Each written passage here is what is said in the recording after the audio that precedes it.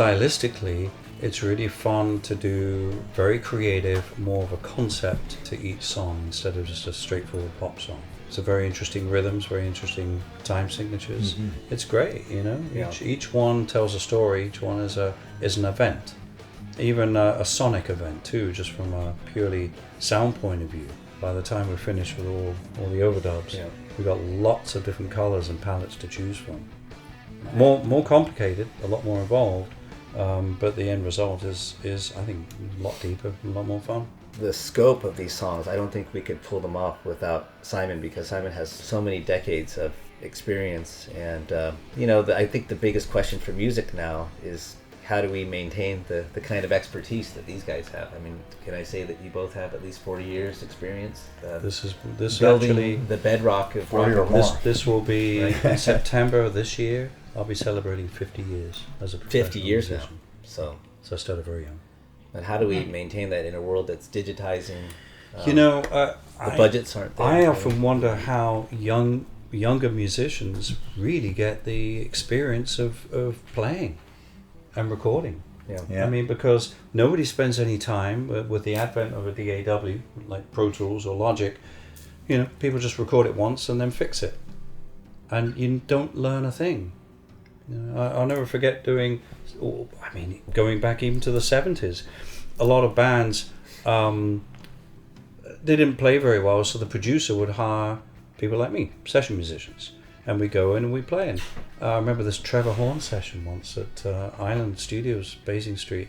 Walked into the control room, and there's about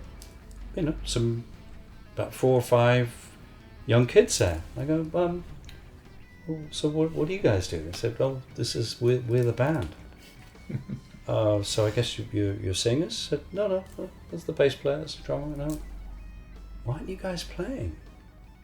You know, and I actually have this thing where, yes, it's all very well getting seasoned session musicians in to play, but the problem is the kids never learn how to play.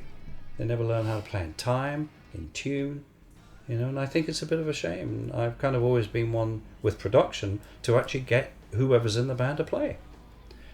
It can be very frustrating sometimes, but they'll never learn if they don't do it.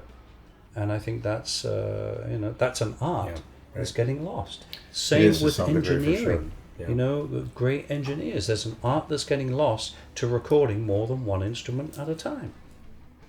That's, you've got a whole console full of instruments. That's a lot to take care of. And there's 5 musicians in the studio all playing at once, maybe with an acoustic piano. It's a technique that's getting lost, I'm afraid. And it's a real shame. So I'm very much a record live person, warts and all. So what if it isn't perfect? That's what music art isn't perfect. So exactly. We try to make it as tight as possible, but it's not a question of making it tight so there's no groove. It's making it tight so it grooves better.